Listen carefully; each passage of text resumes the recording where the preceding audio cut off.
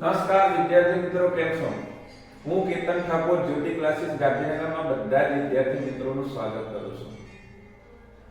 ગણિત વિષયની અંદર આપણે ધોરણ 10 માં સેક્શન જે છે ડી નું આજે આપણે સોલ્યુશન લઈને આવ્યા છે અને તે છે ગાલા અસાઇનમેન્ટ બુક ની અંદર જે 2026 માં તમારી ફેબ્રુઆરી મંથમાં પરીક્ષા જે છે સ્ટાર્ટ થવાની છે.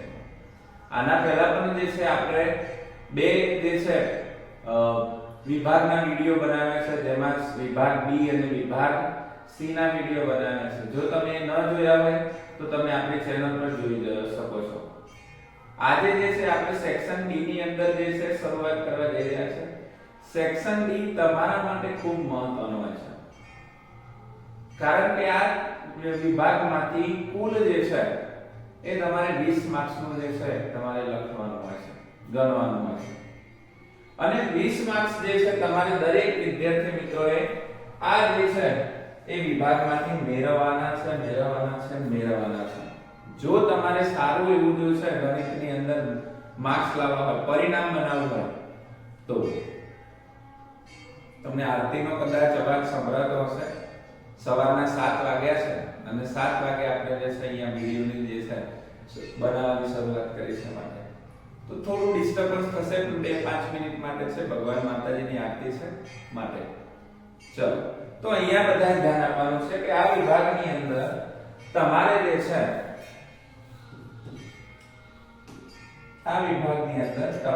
છે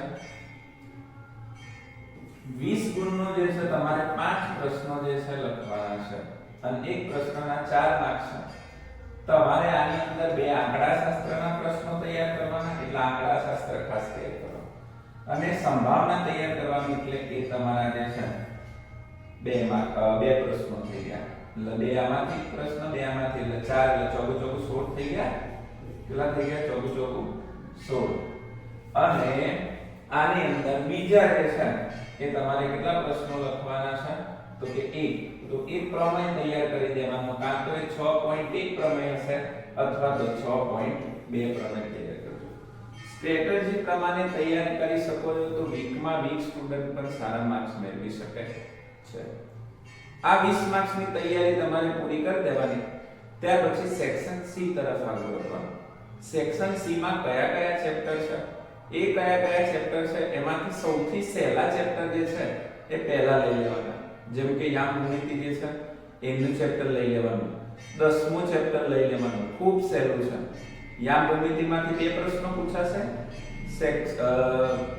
પછી 10મા ચેપ્ટરમાંથી 2 પ્રશ્નો પૂછાશે, 4 પ્રશ્નો થયા.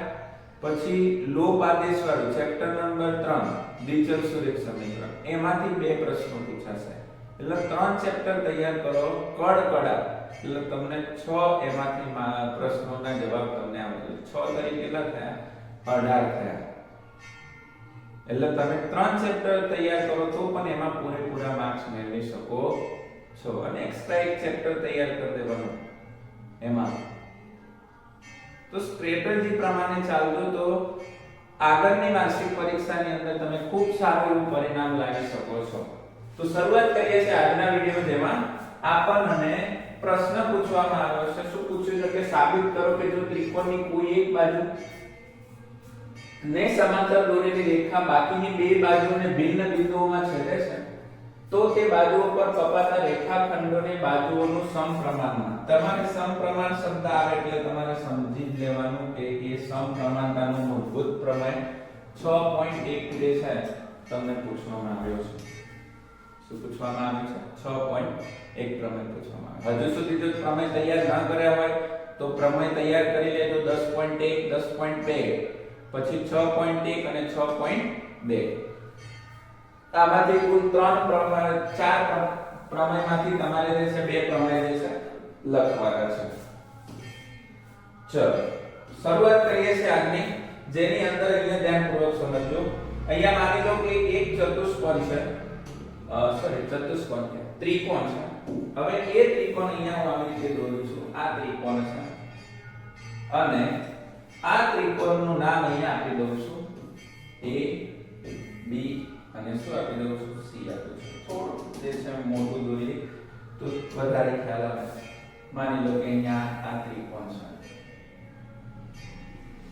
જેને અહીંયા આપણે આવી રીતે નામ આપી દઈએ છે A B અને C નામ આપી દઈએ છે અને અહીંયા એક રેખા છે એ રેખા શું કરે છે તેને ભિન્ન બિંદુમાં છેદે છે એટલે કે અહીંયા માની લો કે આ રીતે પસંદ થાય છે અને તેને આપણે નામ આપી દઈએ D અને E નામ આપી દઈએ શું નામ આપી દઈએ D અને E ત્યાર પછી માની લો કે કોઈ ત્રિકોણ હોય તો એને લંબ રેખા હોય તો લંબ રેખા દોરી દઈએ છે અહીંયા જેમ કે અહીંયા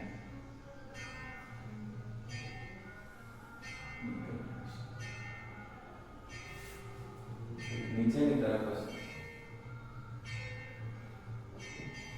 ચતુષ્કોણની બે વિકર્ણો આવી જેથી કરીને આને આપણે નામ આપી દઈએ છે n અને આને નામ આપી દઈએ છે n આ કોઈ અહીંયા આપણે શું થઈ ગઈ તૈયાર થઈ ગઈ પ્રમેય એટલી જોરદાર રીતે તૈયાર કરજો વિદ્યાર્થી મિત્રો કે જ્યારે તમે પરીક્ષામાં લખવા બેસો તો મેક્સિમમ 4-5 મિનિટની અંદર પ્રમેય તમારો ફિનિશ થઈ જશે તો બાકીનો સમય એવા દાખલાઓમાં આપી શકાય કે જે સમય માંગી લે તેવા હોય જેમ કે ચેપ્ટર નંબર 3 ના દાખલા આદેશના પછી એના પછી દ્વિઘાત સમીકરણ ચેપ્ટર નંબર 4 ના પછી 5મા ચેપ્ટર સમાંતર શ્રેણીમાં આ ચેપ્ટરના દાખલા ખૂબ સમય માંગી લે તેવા હોય છે તો જેટલા પણ સહેલા ચેપ્ટરો છે એમાં ખૂબ સમય ઓછો પસાર કરો એવી તૈયારી સાથે ચાલો તો હવે અહીંયા આપણે શું લખીશું પક્ષ લખીશું શું લખીશું પક્ષ પક્ષની અંદર આપણે લખીશું કે ત્રિકોણ ABC માં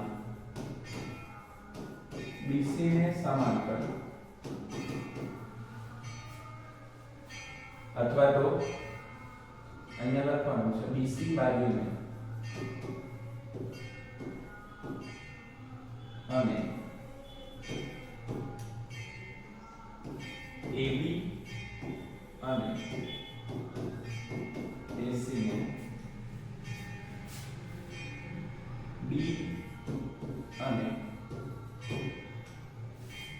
BC ને સમાંતર BC ને સમાંતર અને AB અને AC ને D અને અનુક્રમે AC ને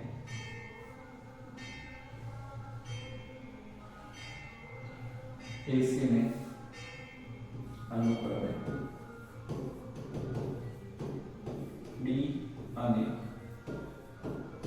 E બિંદુમાં છેદે છે જેથી કરીને આજે સાધ્યમાં આ AC ના હવે કેટલા ભાગ થઈ ગયા બે ભાગ થઈ ગયા એક થઈ ગયો AB અને એક થઈ ગયો DB શું થઈ ગયો DB તો AC ના બે ભાગ થયા સોરી AB ના બે ભાગ થયા અને AC ના પણ બે ભાગ થયા એક થયો AE અને એક થયો AC એટલે કે જે કેટલા ભાગમાં વહેંચાય કે મધ્યમાંથી છેદે એટલે અહીંયા સાબિત શું કરવાનું છે તો કે કપાતા રેખાખંડો એ સમપ્રમાણ વિભાજન કરે છે એટલે કે AB ના છેદમાં DB શું લખવાનું છે AD ના છેદમાં DB બરાબર AD ના છેદમાં DB અને અહીંયા શું કરવાનું છે AE ના છેદમાં EC AE ના છેદમાં EC ચલો પક્ષ સાધ્યને હવે શું કરીશું તો કે સાબિતી કરીશું શું કરીશું સાબિતીમાં ખાસ જોજો શું કરવાનું છે કે CD અને DE દોરવાનું છે શું કરવાનું છે CD અને BE દોરવાનું છે ત્યાર પછી ધ્યાન પૂર્વક સમજો જે અહીંયા છે EM એ કોને લંબ છે AB ને લંબ છે EM લંબ શું છે AB તથા જે DM લંબ કોણ છે AC DM લંબ કોણ છે AC DM લંબ કોણ છે AC આ રીતે પણ તમે અહીંયા લખી શકો છો હવે ધ્યાનપૂર્વક સમજજો કોઈ પણ ત્રિકોણ માની લો કે એનું ક્ષેત્રફળ શોધવું હોય જેમ કે આ ત્રિકોણ લઉં છું ઉપરનું ત્રિકોણ આ બાજુનું ત્રિકોણ આ ત્રિકોણ તો ત્રિકોણના ક્ષેત્રફળનું સૂત્ર જે છે વિદ્યાર્થી મિત્રો તેને આ રીતે લખાય કે ત્રિકોણનું ક્ષેત્રફળ બરાબર 1/3 ગુણ્યા પાયો ગુણ્યા વેધ. શું થાય? પાયો ગુણ્યા વેધ. તો હંમેશા માની લો કે આ ત્રિકોણ હોય ને, તો આ જે હોય ને હંમેશા શું હોય? એનો પાયો હોય. શું હોય? પાયો હોય.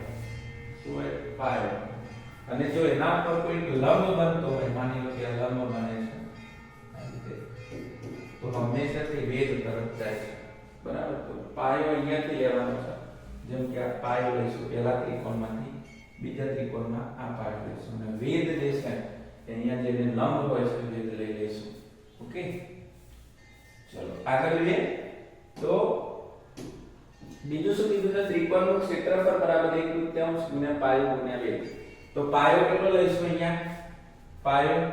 હવે ત્રિકોણ લઈશું, ઉપરનું ત્રિકોણ લઈશું ADE. શું લઈશું? ત્રિકોણ ADE બરાબર 1/3 ગુણ્યા પાયો ઉપરથી લઈ લેવાનો સાબિતીમાંથી, સ્વાધ્યાયમાંથી, AD ગુણ્યા શું લઈ લેવાનું? તો EN. શું લઈ લેવાનું? EN. એટલે કે આ જે AB બાજુ છે, આખી AB બાજુ, એ AB બાજુ ઉપર જે શું થશે? તો કે વેધ થશે. હંમેશા કોણ હશે? તો કે EN હશે. જે ઉપરની તરફ હશે એ જ ક્યાં હશે? તો કે અહીંયા નીચેની તરફ હશે. સમજ્યા વાત ના? ચલો EN. ત્યાર પછી આ પહેલા હંમેશા AC બાજુની વાત કરી લેવાની. કઈ બાજુની વાત કરી લેવાની? AC ની. તો ઉપરનો જે અડધો જે છે ત્રિકોણ લીધો, હવે નીચેનો અડધો ત્રિકોણ લઈશું, તો કે BDE. શું લઈશું? BDE. એટલે AC બાજુ આવી જશે આખી BDE. શું થઈ જશે? BDE. તો ત્રિકોણ BDE બરાબર ફરીથી 1/3 ગુણ્યા પાયો. હવે ઉપર જ્યારે પહેલું ઉપરનો ત્રિકોણ લીધું તા લીધું, તો હવે શું લેવાનું? નીચેનો ત્રિકોણ લેવાનો. તો DB ગુણ્યા EN. બંનેમાં વેધ કોમન રહેશે. હવે બંનેનો શું કરી નાખીશું? ભાગાકાર કરી નાખીશું. તો ભાગાકાર કરીએ આ રીતે, તો કે ત્રિકોણ ADE બરાબર 1/3 ગુણ્યા AD ગુણ્યા EN ના છેદમાં ત્રિકોણ BDE બરાબર 1/3 ગુણ્યા DB ગુણ્યા EN. તો જે EN છે એ દૂર થઈ જશે, આ દૂર થઈ જશે. એટલે અહીંયા આપણને શું મળશે? AD ના છેદમાં DB. તો જે આપણે સાબિત કરવાનું છે એને આપણે અહીંયા જે આ હોય અહીંયા સાધ્યમાં એ જ વસ્તુ અહીંયા હોવી જોઈએ. કઈ બાજુ માટે? AC બાજુ માટે. અને આપણે સમીકરણ નંબર આપીશું 1. હવે આપણે જે છે સમીકરણ નંબર જે છે એ શું કરીશું? તો કે 2 કરીશું. શું બનાવીશું? સમીકરણ નંબર 2. અને એના માટે શું ધ્યાનમાં રાખીશું? AC ને ધ્યાનમાં રાખીશું. શેને ધ્યાનમાં રાખીશું? AC ને ધ્યાનમાં રાખીશું. ઓકે, તો ફરીથી જે છે આપણે AC માટે વાત કરીએ હવે, તો એની અંદર પણ આપણે બે ત્રિકોણ લેવાના છે. જેમ કે આપણે અહીંયા ફરીથી આકૃતિ દોરેલ છે. તમારે નથી દોરવાની, તો મારા માટે છે ખાલી.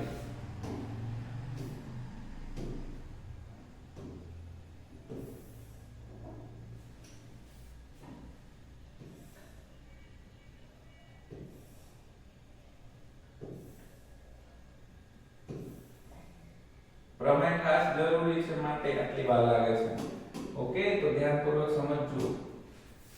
અહીંયા નામ આપી દેવાનું છે A B C D E, પછી આને N અને આને નામ આપવાનું છે AC. AB નો વારો પૂરો થઈ ગયો છે. હવે AC માટે વિચારીએ તો AC માં ઉપરનું ત્રિકોણ લેવાનું AED અથવા તો AED અથવા તો ADE. કોઈ પણ ત્રિકોણનો કઈ ફરક પડતો નથી. તો અહીંયા જોજો શું થશે? તો ત્રિકોણ ADE બરાબર શું લખું છું અહીંયા? ત્રિકોણ ADE બરાબર ફરીથી 1/3 ગુણ્યા પાયો. પાયો કોણ છે? AE. કોણ છે? AE ગુણ્યા વેધ કોણ છે? અહીંયા આ બાજુ EN હતો અહીંયા પર થઈ જશે DM તો DM આ થઈ ગયું પહેલું ત્રિકોણ હવે નીચેનું ત્રિકોણમાં તો તમે DEC લો અથવા તો CDE લો અથવા તો CED લો કશો ફરક પડે નહીં શું લખવાનું છે CDE ત્રિકોણ CED બરાબર 1/3 ગુણ્યા પાય કોણ છે તો કે EC કોણ છે EC ગુણ્યા વેધ તો એનો એ જ આવશે અહીંયા પણ આપણે શું કરીશું તો કે ભાગાકાર કરીશું ભાગાકાર કરીએ તો ત્રિકોણ ADE ભાગ્યા ત્રિકોણ CED બરાબર 1/3 ગુણ્યા AE ગુણ્યા DM અને અહીંયા નીચે લખીશું 1/3 ગુણ્યા EC ગુણ્યા DM તો અહીંયા DM કેન્સલ થઈ જશે 1/3 કેન્સલ થશે ત્રિકોણ ADE ના છેદમાં ત્રિકોણ CED બરાબર અહીંયા કેટલા રહેશે તો કે AE ના છેદમાં EC શું રહેશે AE ના છેદમાં EC અને સમીકરણ નંબર શું આપવાનું 2 હવે સમીકરણ નંબર 3 ની વાત કરો તો તમારે એ સમીકરણ 3 જે છે એને શું કરવાનું છે તો યાદ કરવાનું છે શું કરવાનું છે યાદ કરવાનું છે ધ્યાનપૂર્વક સમજો જેમ કે ત્રિકોણ DDE અને ત્રિકોણ CED એ એક જ પાયા પર BC શું લખવાનું છે ત્રિકોણ BDE અહીંયા હું લખું છું ધ્યાનપૂર્વક જોજો ત્રિકોણ BDE ત્રિકોણ BDE અને ત્રિકોણ CED ત્રિકોણ CED એ એક જ પાયો કોણ છે બંનેનો તો કે DE શું છે તો DE આ જો છે DE એ DE એ BC સમાંતર કોણ છે તો કે DE છે જેથી કરીને આને સમીકરણ નંબર શું આપવાનું 3 આપવાનું જેથી કરીને સમીકરણ નંબર 1 2 અને 3 પરથી આપણને સાબિત થાય છે કે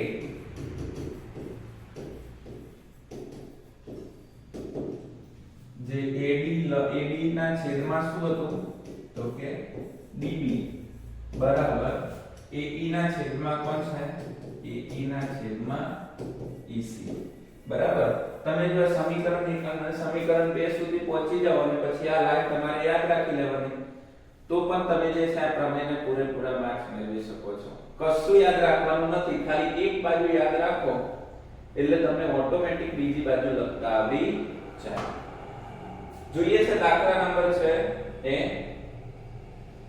એના પછીનો જેમાં 48 નંબરનો ક્વેશ્ચન નો આ ચેપ્ટરનો ખૂબ સહેલો અને આવડે એવો બધા વિદ્યાર્થી મિત્રોએ આ દાખલાને જે છે એ પ્રયત્ન કરવાનો છે હવે અહીંયા માની લો કે આપણને શું કીધું છે તો કે એક ત્રિકોણ છે તો આપણે પહેલા ત્રિકોણ દોરીએ છીએ માની લો કે અહીંયા હું એક ત્રિકોણ દોરું છું અને એ ત્રિકોણને હું નામ આપી દઉં છું શું નામ આપી દઉં છું તો કે P Q અને શું નામ આપી દઉં છું R હવે શું થાય છે તો કે ત્રિકોણ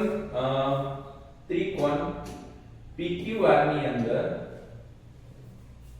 PQ અને PR એટલે PQ અને PR પર આવેલ છે કોણ છે E અને F તો માની લો કે E અને F અહીંયા આવેલા છે અહીંયા માની લો કે E આવેલો છે અને અહીંયા આવેલો છે F નીચેના દરેક વિકલ્પમાં EF એટલે EF સમાંતર શું છે QR તે આપણે સાબિત કરવાનું છે સાબિત છે કે તે આપણે શું છે અહીંયા જણાવવાનું છે જણાવો હવે અહીંયા આપણને PE ની વેલ્યુ આપી છે PE ની વેલ્યુ આપી છે 3.9 પછી CM શું આપ્યું છે CEQ સોરી શું આપ્યું છે EQ EQ કેટલા આપ્યા છે 3 ત્યાર પછી PF P અને F એની વેલ્યુ આપી છે 3.6 અને ત્યાર પછી F અને R FR ની વેલ્યુ આપી છે 2 પોઈન્ટ કેટલી આપી છે તો 4 આપી છે હવે આ શું કીધું છે કે બંને જે છે સમાંતર છે કે કેમ તે જણાવવાનું હોય તો તમારે પહેલા તો શું કરવાના, હમણાં જ આપણે પ્રમેયની અંદર જોયું એ પ્રમાણે અહીંયા જે ગુણોત્તર છે એ ગુણોત્તરનું જે પ્રમાણ સરખું આવે PQ અને PR નું તો કહી દેવાનું કે તે બંને સમાંતર છે. જો બંનેનું માપ જુદું આવે તો કહી દેવાનું કે સમાંતર નથી. તો અહીંયા આપણે શું કરીએ છીએ, PE શું કરીએ છીએ, PE અહીંયા હું લખું છું PE ના છેદમાં EQ. શું લખું છું, EQ બરાબર PF. PF ના છેદમાં શું લખવાનું છે, FR. શું લખવાનું છે, F અને R લખવાનું છે. PE ની વેલ્યુ કેટલી છે તો કે 3 પોઈન્ટ, એટલે અહીંયા આપણે લખીએ છીએ PE બરાબર PE ના છેદમાં EQ. શું લખીએ છીએ, EQ. PE ની વેલ્યુ આપી છે 3.9 અને EQ ની વેલ્યુ આપી છે 3. શું આપી છે, 3. જેથી કરીને અહીંયા માની લો કે આપણે શું થશે, તો આનો પોઈન્ટ દૂર કરવો હોય તો છેદમાં કેટલા વડે ગુણીશું, 10. એટલે 39 ના છેદમાં 3 ગુણ્યા કેટલા થઈ જશે, 10. હવે અહીંયા આને 13 કરી 39 નું કરું તો અહીંયાથી 3 3 દૂર થઈ ગયા તો ઉપર કેટલા વધ્યા, 10 ના છેદમાં સોરી ઉપર કેટલા વધ્યા, 13 વધ્યા અને નીચે કેટલા વધ્યા, 10.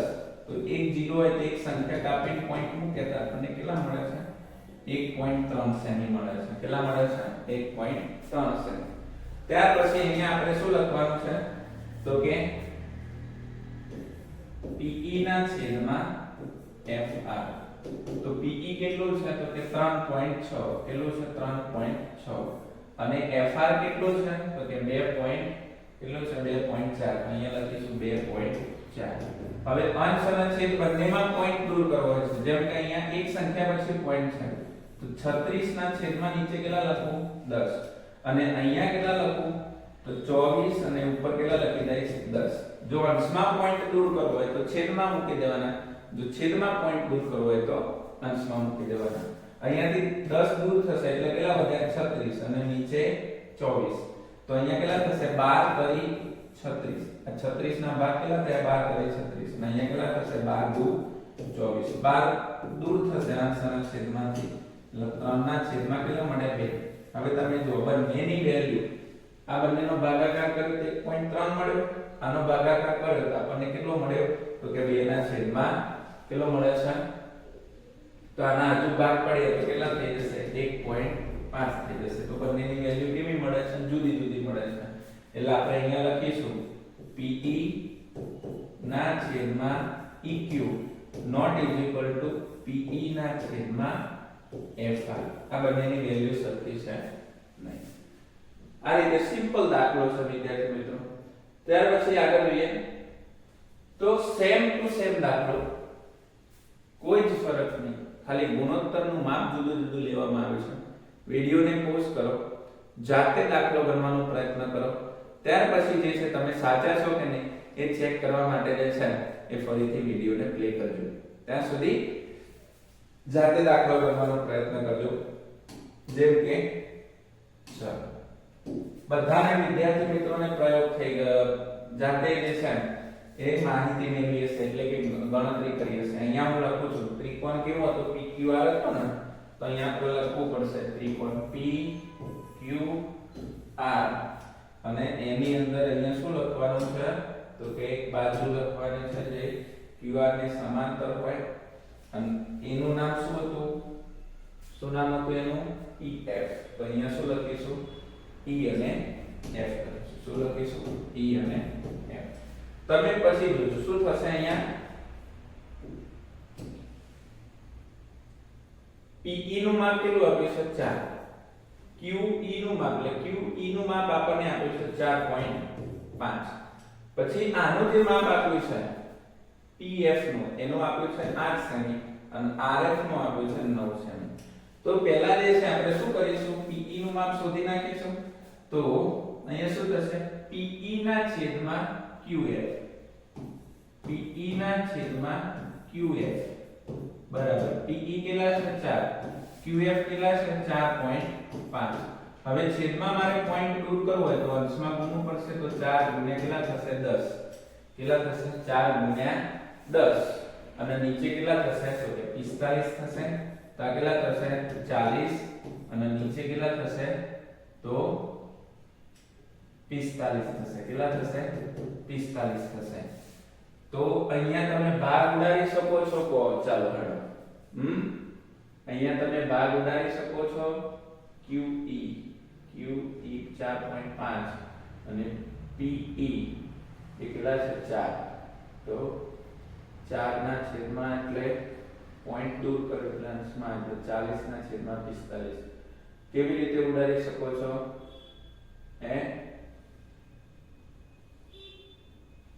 8 પંચા 40 એવી રીતે લઈ શકો છો ને 8 પંચા 40 અને નીચે 9 પંચા 45 જેથી કરીને આનો જવાબ આવ્યો 8 ના છેદમાં 9 કેટલો જવાબ આવ્યો 8 ના છેદમાં 9 હવે શું કરીશું તો કે PF ના છેદમાં શું PF ના છેદમાં કેટલા લખવાના છે RF શું લખવાનું છે RF હવે PF કેટલા છે તો કે 8 અને RF કેટલા છે 9 જો અહીંયા તો ગણતરી પણ નથી કરવાની બંનેના જવાબ ઓટોમેટિક સેમ થઈ જાય છે એનો મતલબ કે આ બંને કેવા હશે સમાંતર હશે PE ના છેદમાં QF બરાબર PF ના છેદમાં RF આ બંને કેવા છે સમાંતર છે કેવા છે સમાંતર છે એનો મતલબ કે અહીંયા જે બાજુઓ છે એ કેવી છે સરખી છે PF સમાંતર શું છે તો કે QR છે આ રીતે વિદ્યાર્થી મિત્રો આનો જવાબ લખવાનો છે ત્યાર પછી જેના વર્ગોનો સરવાળો 365 છે એવી બે ક્રમિક ધન પૂર્ણાંક સંખ્યાઓ શોધો શું કીધું છે જેના વર્ગોનો સરવાળો કેટલો થાય 365 થાય એવી બે ક્રમિક ધન પૂર્ણાંક સંખ્યાઓ શોધો તો જેના વર્ગોનો સરવાળો હવે બે ક્રમિક ધન પૂર્ણાંક સંખ્યાઓ તમને ખબર હોવી જોઈએ ધારો કે પ્રથમ જે ક્રમિક સંખ્યા હોય પ્રથમ ક્રમિક સંખ્યા એને આપણે શું નામ આપીશું x નામ આપીશું અહીંયા હું લખું છું ધારો કે પ્રથમ ક્રમિક શું લખવાનું છે પ્રથમ ક્રમિક ધન પૂર્ણાંક સંખ્યા કઈ છે તો x છે કઈ છે x છે જ્યારે બીજી ક્રમિક ધન પૂર્ણાંક સંખ્યા કઈ છે x 1 છે શું લખવાનું છે x ક્રમિક ધન પૂર્ણાંક એક પછી કોણ આવે બે આવે બે પછી 3 આવે 3 પછી 4 એટલે પહેલી x હોય તો બીજી કઈ હોય x 1 ત્રીજી કઈ હોય x 2 પછી x 4 અને જેના વર્ગોનો સરવાળો શું કીધું છે જેના વર્ગોનો સરવાળો જેના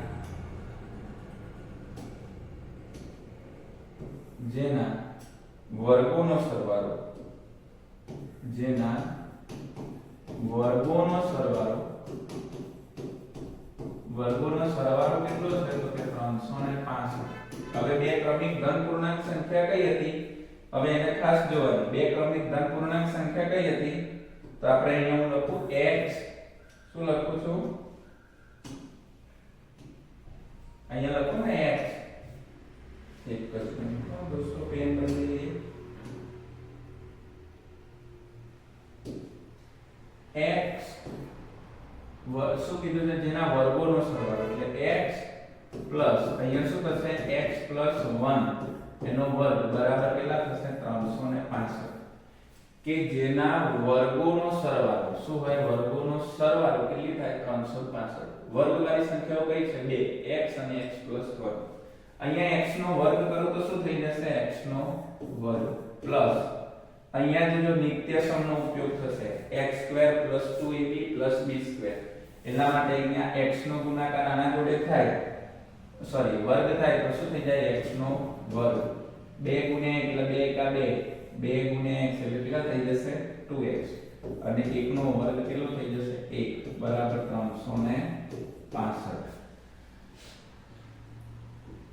હવે 365 બરાબર ની આ બાજુ આવી જાય તો પ્લસ ના શું થઈ જશે માઈનસ અને અહીંયા શું થશે x ગુણ્યા x એટલે 2x square plus 2x plus આ પ્લસ આ બાજુ આવી જાય તો માઈનસ, તો 1 માઈનસ 300 ને કેટલા થાય 65 365 માંથી 1 જાય એટલે કેટલા થઈ જાય તો કે 364 પણ કેવા 364 માઈનસ બરાબર છે 3 ને 3 બેકી સંખ્યા હોય તો તમે એના અડધા કરો તો તમને આગળ ગણતરીમાં કઈ વાંધો આવે નહીં 3 ના અડધા હવે અહીંયા આપણને જો ત્રણેય પદ જે છે ને કેવા મળ્યા છે તો કે બેકી પદ મળ્યા છે તો આપણે કિંમતને શું બનાવી શકીએ છીએ નાની બનાવી શકીએ છીએ કેવી રીતે ધ્યાનપૂર્વક જોજો આના અડધા કરીએ તો શું થઈ જાય x નો વર્ગ થઈ જાય આના અડધા કરીએ તો x અને આના અડધા કરીએ તો કેટલા થઈ જાય 182 બરાબર કેટલા લખીશું 0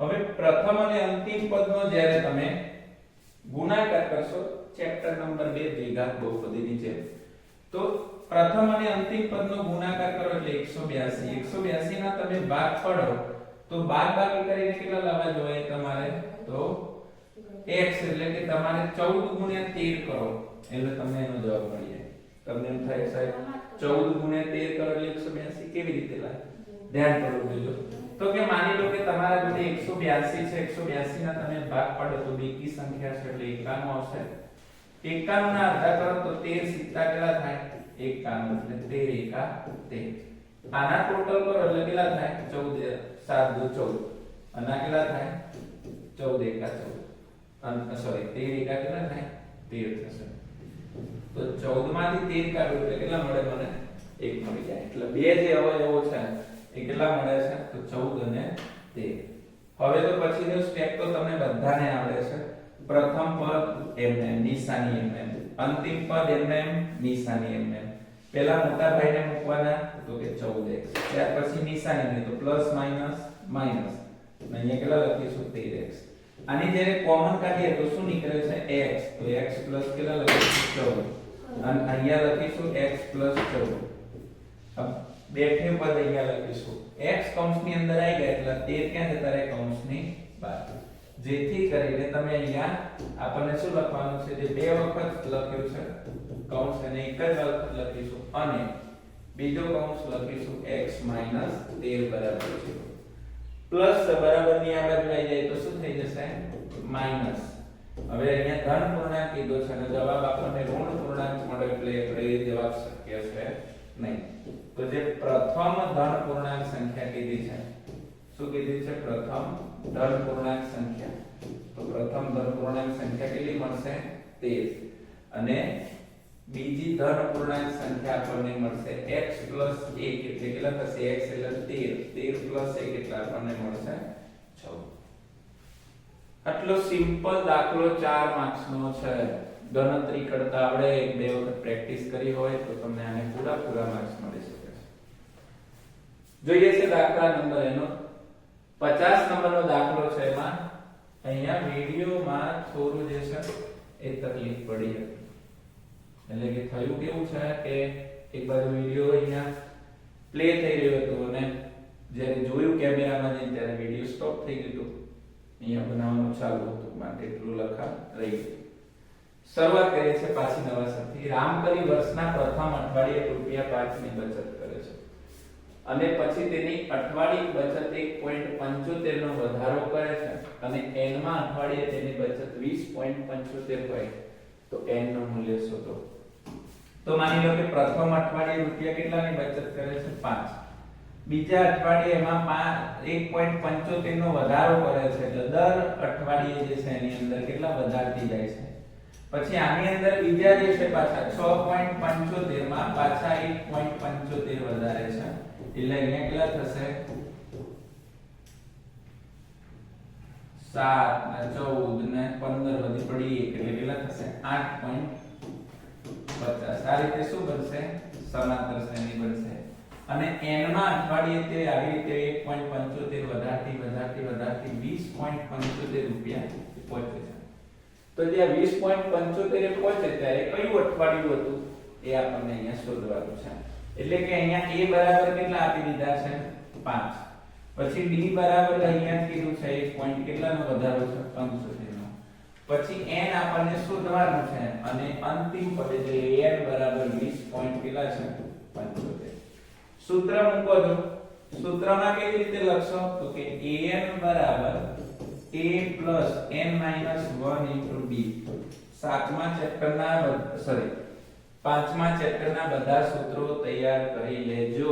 દાખલા ગણવામાં ખૂબ સહેલાઈ પડશે. ચલો an કેટલા છે 20.75. તો અહીંયા લખું છું 20.75 બરાબર a કેટલા છે 5. n આપણને ખબર નથી, d આપણને 1.75 મળે છે. આ પ્લસ છે, પેલી બાજુ જશે તો શું થઈ જશે માઈનસ થશે. તો અહીંયા 5 એટલે 20 માંથી 5 જાય એટલે કેટલા વધે બોલો? 20 માંથી 5 જાય એટલે કેટલા વધે 15.75. કેટલા થાય 15.75 બરાબર. હવે n આખા પદને ગુણશે એટલે કેટલા થશે 1.75 n માઈનસ 1 આખા પદને ગુણશે એટલે કેટલા થશે માઈનસ 1.75. માઈનસ 1.75 પેલી બાજુ જાય તો પ્લસ ના પાછા શું થઈ જશે, સોરી માઈનસ ના પાછા શું થઈ જશે પ્લસ. એટલે 15.75 પ્લસ 1 પોઈન્ટ કેટલા લખવાના છે 75.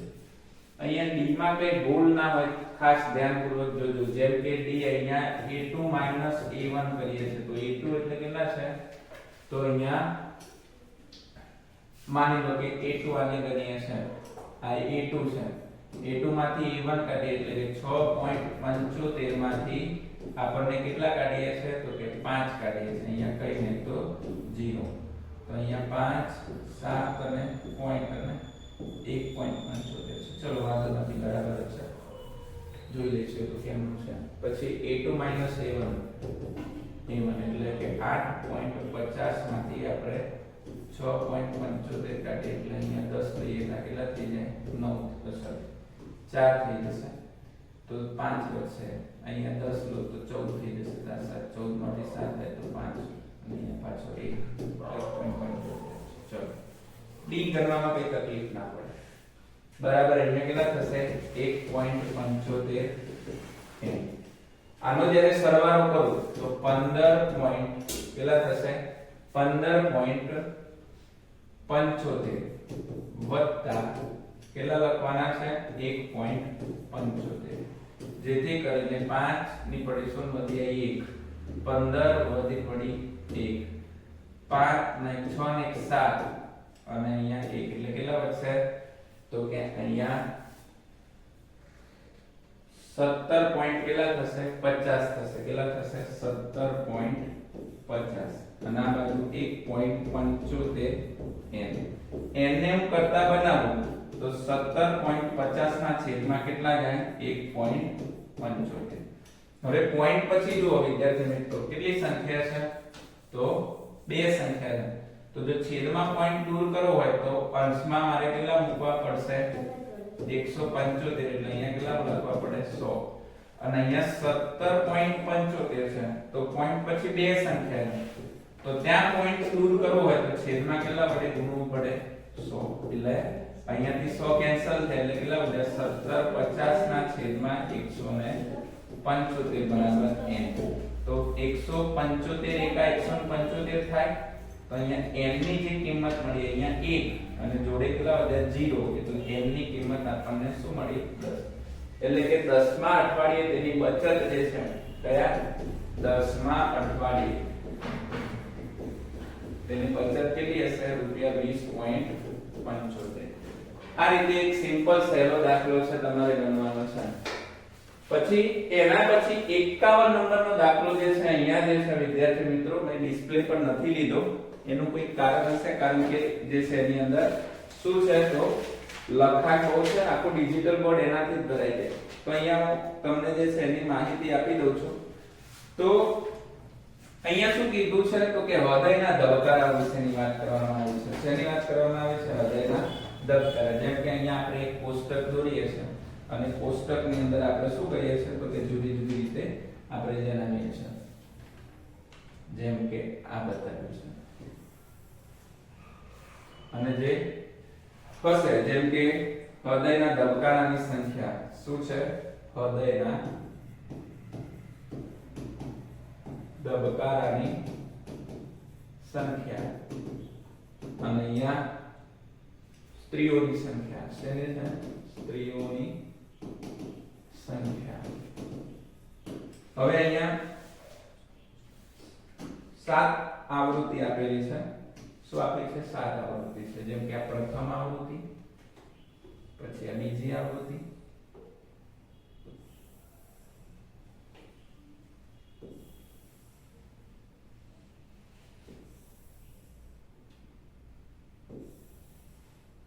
ટોટલ છે હવે ખાસ જોજો શું કરવાનું છે અહીંયા 65 થી 68 65 થી કેવા હોય 68 પછી 68 થી 71 71 થી 74 74 થી 77 પછી 77 થી 80 અને 80 થી 83 અને 83 થી 86 આ હૃદયના ધબકારાની સંખ્યા છે તો અહીંયા આપ્યું છે 2 4 3 8 7 4 અને 2 હવે અહીંયા તમે જોજો આનો જો ટોટલ ગણીએ તો 2 પછી 4 6 6 ને 9 9 ને 17 17 ને 24 24 ને 28 28 ને 30 30 જેટલી સંખ્યા છે હે કેટલી સંખ્યા છે n બરાબર 30 છે n બરાબર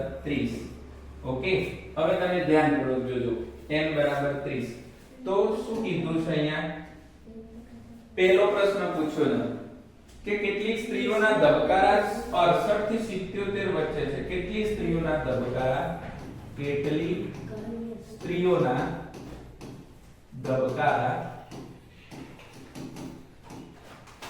68 થી 77 સુધી છે તો 68 થી 77 એટલે કે જો 68 અહીંયા છે તો 68 થી લઈ અને 77 સુધીની જે છે 68 અહીંયાથી લેવાના અને 77 અહીંયા 68 થી 77 સુધીની જે સ્ત્રીઓ છે એના ધબકારાની વાત કરવામાં આવે તો આટલી સ્ત્રીઓ લેવાની છે તો 4 અને 3 7 અને 15 એટલે કેટલી સ્ત્રીઓ છે તો કે 4 3 7 એટલે કે 15 સ્ત્રીઓ કેટલી સ્ત્રીઓ 15 સ્ત્રીઓ પછી બીજો પ્રશ્ન પૂછ્યો છે આપેલ માહિતીનો મધ્યસ્થ વર્ગ શોધો આપેલ માહિતીનો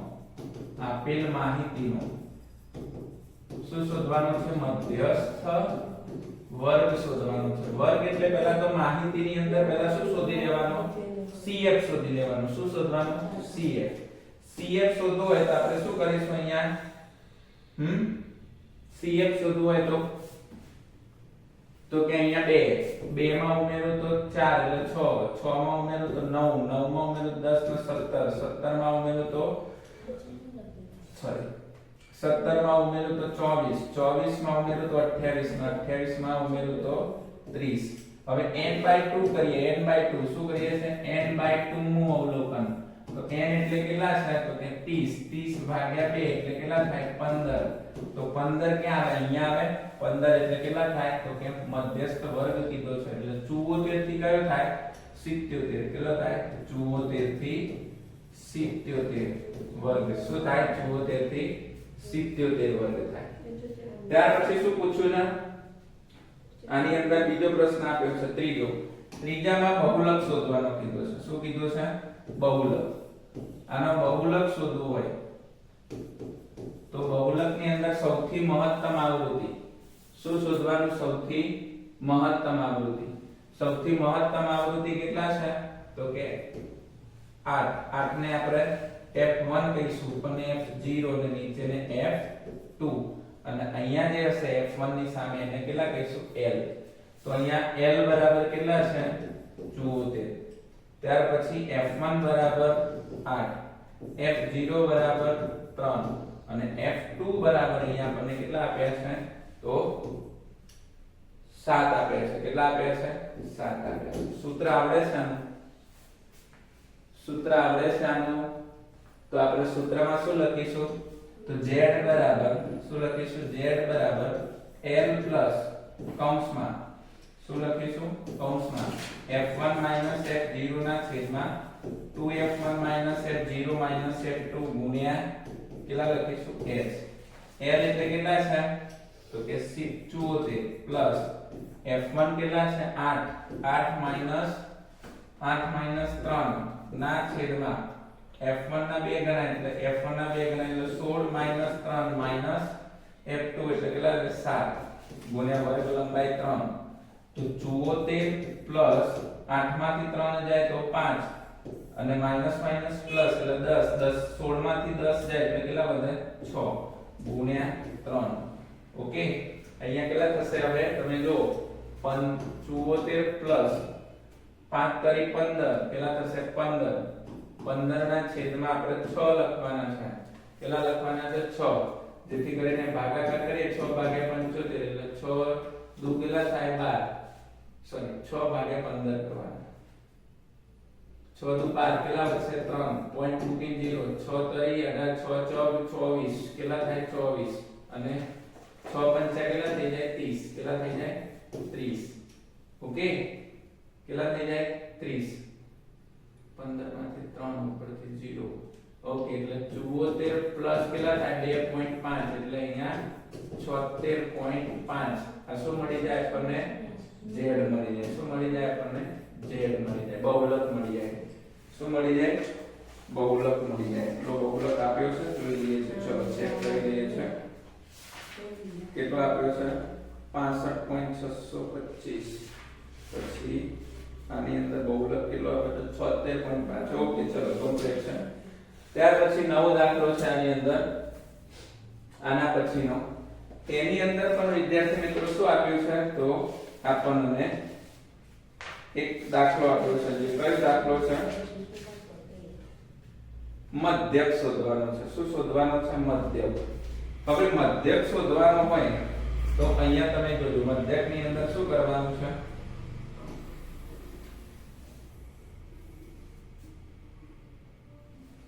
અને એની અંદર અહીંયા આપણને મધ્યક ની અંદર પહેલી જે આવૃત્તિ આપી છે એની અંદર શું કરીશું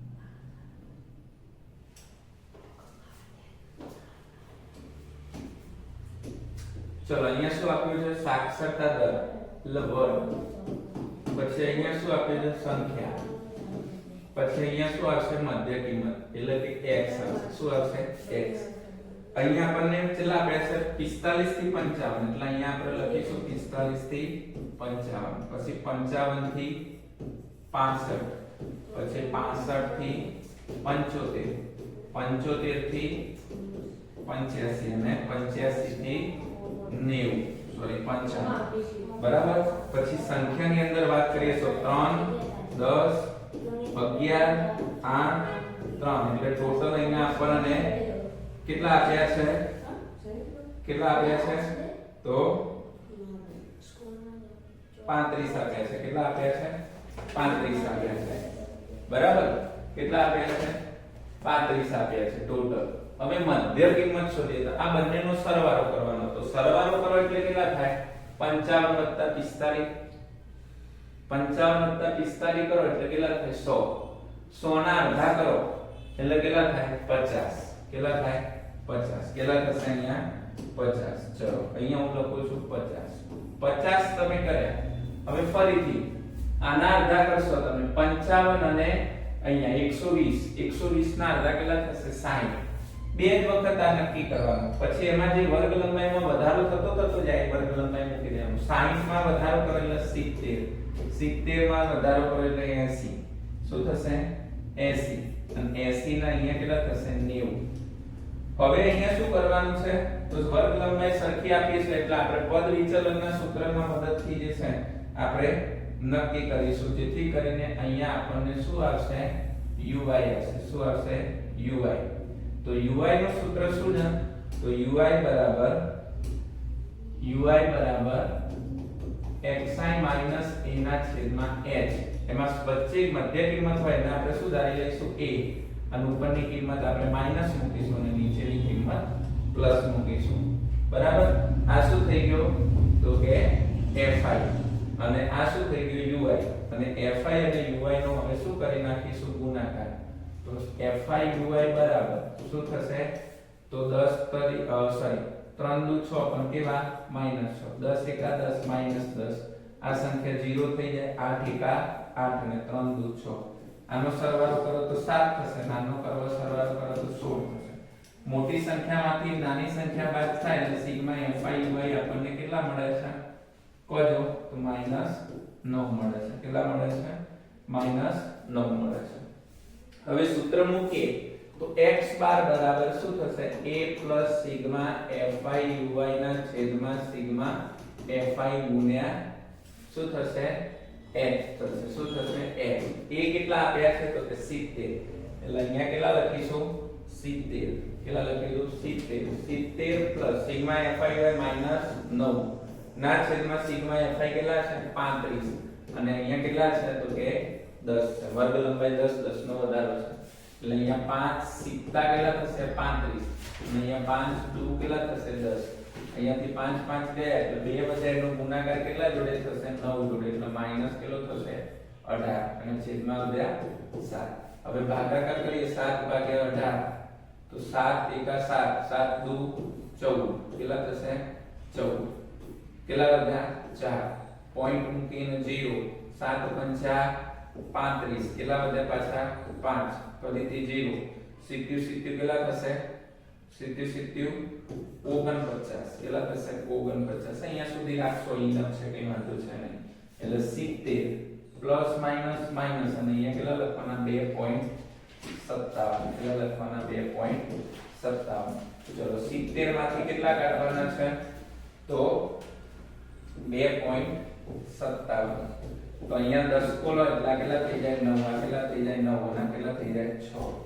10 માંથી 7 જાય એટલે 3, 9 માંથી 4 જાય એટલે 5 જાય એટલે 4, પોઈન્ટ ના નીચે પોઈન્ટ, 9 માંથી 2 જાય એટલે 7, અને 6 ના 6 એટલે કેટલા જવાબ આવશે 67.43. એટલે x બાર ની કિંમત જે મળે છે 67 પોઈન્ટ કેટલી મળે છે 43. x બાર બરાબર 67.43.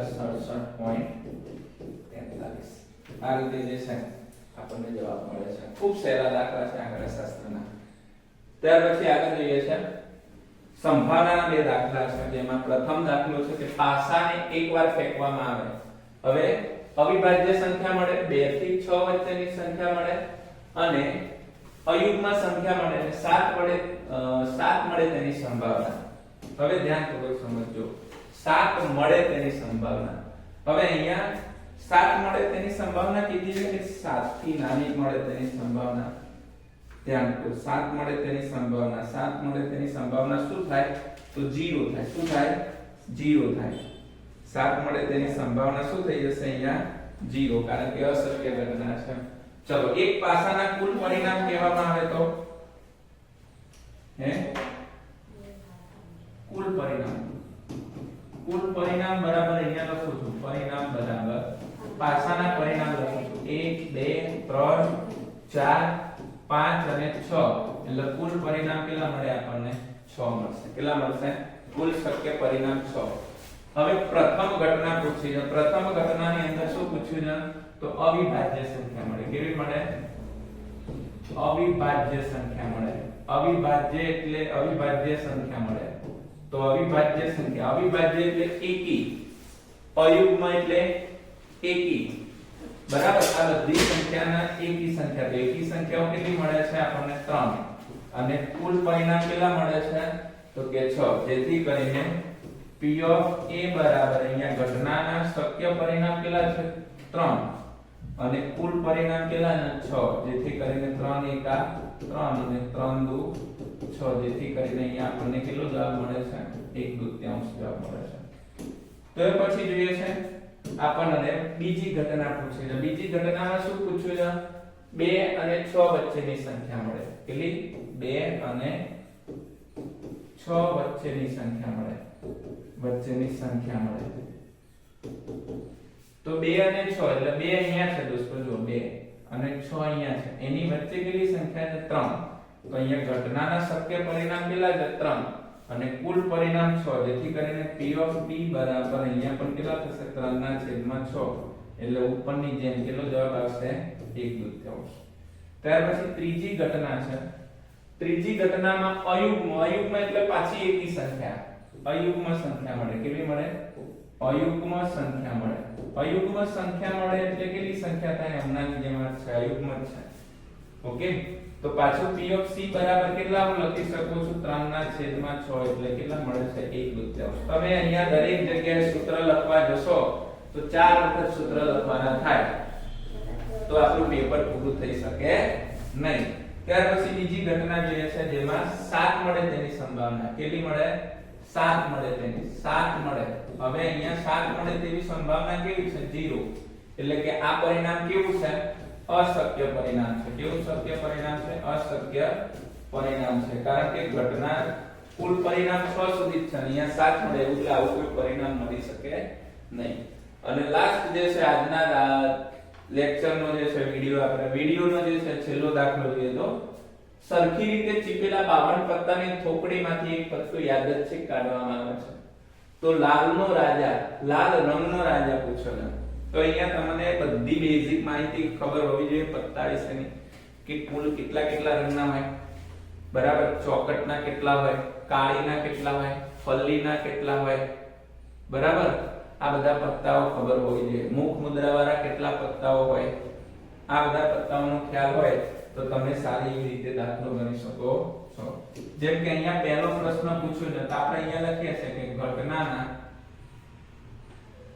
ઘટનાના કુલ શક્ય પરિણામ શું છે? કુલ શક્ય પરિણામ. કુલ શક્ય પરિણામ કેટલા છે? તો કે 52 છે. કેટલા છે? 52. પહેલી ઘટના લાલ રંગનો રાજા પૂછ્યો છે.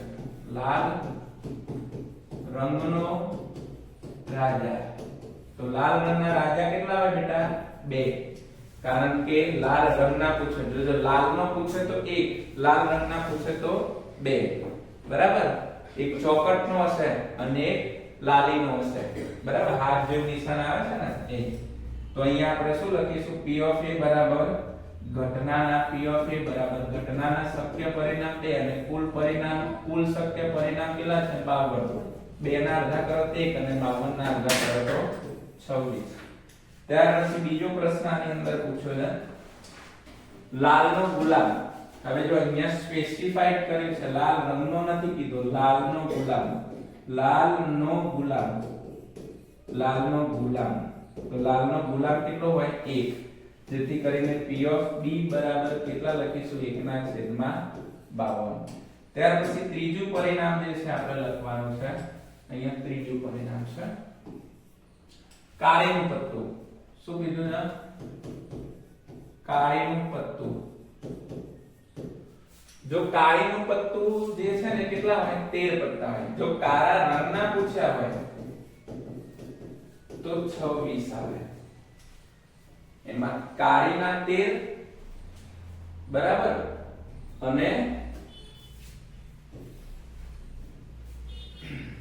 લાલ અને ચોકટ એટલે ફલ્લીના 13 અને કાળીના 13. ઓકે, એટલે 26 પત્તા થાય. જેથી કરીને અહીંયા કુલ પરિણામ પાછા કેટલા થશે? તો ઘટનાના શક્ય પરિણામ 13 અને કુલ શક્ય પરિણામ 52. એટલે 13 એકા અહીંયા કેટલા થશે? 13 અને 13 ચોક 52 થશે. એટલે 1/4 જે છે આપણો જવાબ મળશે. અને લાલ રંગનું મુખ મુદ્રાવાળું પત્તું. કયું રંગનું પૂછ્યું છે? લાલ રંગનું મુખ મુદ્રાવાળું પત્તું. લાલ રંગનું મુખ મુદ્રાવાળું પત્તું. લાલ રંગનું મુખ મુદ્રાવાળું. તો